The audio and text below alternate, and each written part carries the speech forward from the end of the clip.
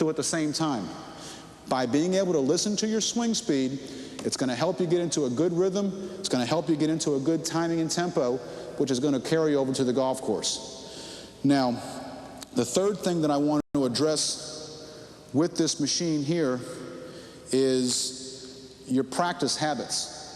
When you're on the machine, always take your practice seriously. It doesn't do any good to go out if you're not thinking about your golf. And when you're utilizing this machine, one of the good things about it before you go to the golf course is you can get on the machine, and in lieu of going to the golf course and beating golf balls around, hitting a bucket of balls, which doesn't benefit most people, because it doesn't do any good to practice incorrectly.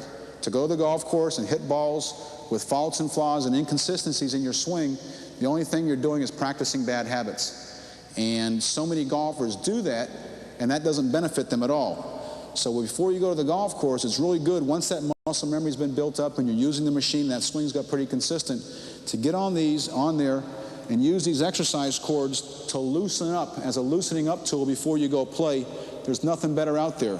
To get on here, get each cord in each hand, but the only time I usually use both cords, and get on there and take that backswing and feel that stretch in the back. Lower back muscles all the way down your legs, your hamstrings, your thighs. You can really feel that stretch on the left side of your backswing.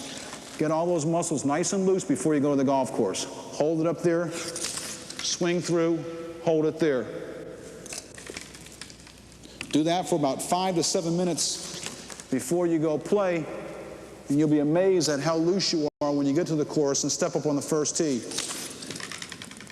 Always try to stretch both cords out on the finish. When you finish, get that right cord wrapped around you so it's stretching the lower back muscles, and get that left cord as you come through finish to make sure you finish the swing. If that cord is left loose, that means you have not finished your swing correctly. When you finish your swing correctly, both cords are going to be stretched out with tension on both of them. Getting that good drive, making sure your stomach, your hips, and everything are geared right towards the target line. Now, as I was explaining to you, with different clubs you have a different swing plane. As demonstrated down here, I have a 9-iron and a 5-iron. Both clubs are sold flatly to the ground, and as you can see as you pull away, as it goes up the shaft, that there is a different pitch. Though slight as it may be, there's a different pitch. So you have to compensate for that. When you're practicing on the machine with different clubs, you're going to have a different swing plane. The shorter the club, the more upright the plane. The longer the club, the flatter the plane gets. So when you're practicing on the machine, make sure that you, one, check the settings chart out and set the plane correctly for that club that you want to get on there with. Don't practice with a 5-iron and a 9-iron on the same plane. That's going to be very unbeneficial to you. It's going to create a lot of bad habits. So when you change from a short iron to a medium iron or a medium iron to a wood, you have to adjust the plane also. Now, as I was telling you earlier, you always want to make sure that your hands are even and on plane with the golf swing. When your club is riding up and down the ring, the shaft of your club is on plane if it's touching the ring, which is ideally what you want. Now, as you're going up in your swing, you do not want your hands to be out in front. That's called laying off. As you can see that position, the club head is laid off to the back. Or you don't want your hands to be out here. It's going to force the club head out in front. You want to keep everything on target line. If the shaft of your club is touching the ring, you want to make sure your hands are even with the ring from the halfway position to the very top of your swing.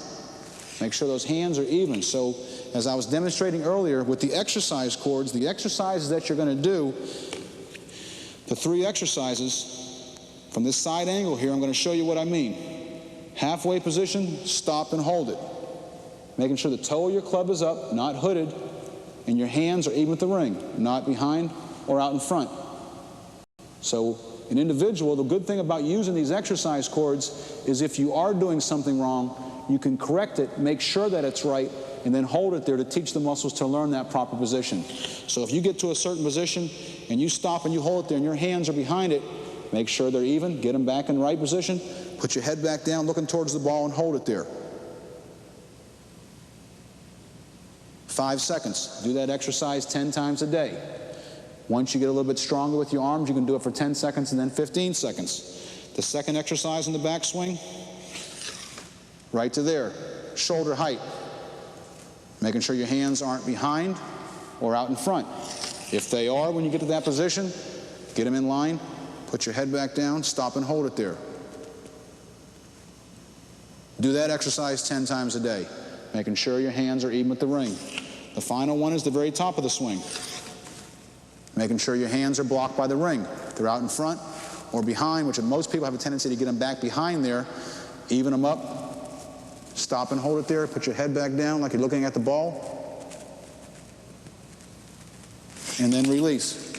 Those are the 3 exercises on the backswing. It's very vital that you make sure that the shaft of your club is touching the ring when you stop at each exercise, and make sure that your hands are even with the ring so that everything is on target line.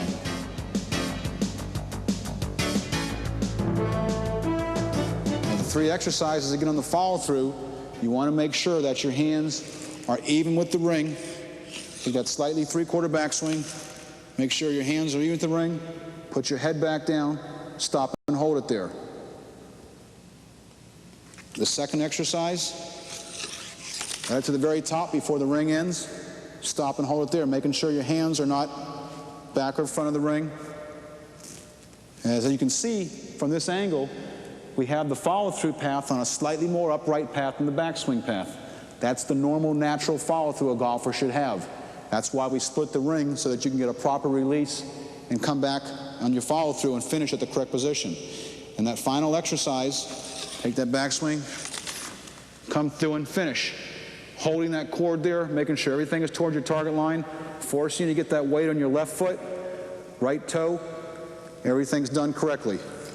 These cords, as I said earlier, are putting tension against your backswing and follow-through. Therefore, they're forcing you to get a proper weight shift on the backswing to your right foot, on the follow-through to your left foot, forcing you to get a proper hip and shoulder turn, 90 degree in your backswing, belly button aiming towards your target on your follow-through, and they're going to help strengthen and train those muscles to learn all those proper positions. Okay, now for you folks who got a 2-ring model, the different rings allowing different height groups to use it. Now remember, we have 3 size rings: a junior ring, which fits anyone from 4 feet tall to 5 feet tall, the medium-sized ring, which fits anyone from 5 feet tall to 5'11", and this here is the large ring, which fits anyone 5'11" up to about 6'8". Now, with our ring setup, you can attach a medium ring to a large ring or a junior ring to a medium ring. Now, let me show you. There's been a lot of questions. We have a lot of folks that call and ask. The illustrations aren't quite that clear on how to connect the second ring to the first ring. First off, with each machine that you get, you will have these 2 what we call connecting arms, upper extension connecting arms. Now, in connecting these, you have a long end and you have a short end, okay? The upper extension, the piece that has the holes in it, there's about a 2-inch area between the last hole and the cup link at the top. Now, what you're going to do with these is you're going to take the short end clamps that screw on each end, and you're going to connect it right to this extension and butt it up tight against it, aiming to the inside. Same thing on the other side. Take that clamp, butt it up against that cup link. Now, these arms here swivel, okay? Now, what a lot of our customers do and what we do here, and if you want to go to the trouble, in the back here where they clamp on, you can put a screw in to make them a permanent piece on this ring. But when you get done taking the ring off and these arms are sticking out here, you can just take these arms, swivel them down, and the person who's using the tall ring can then go ahead and start using this ring. Now, let me show you how to connect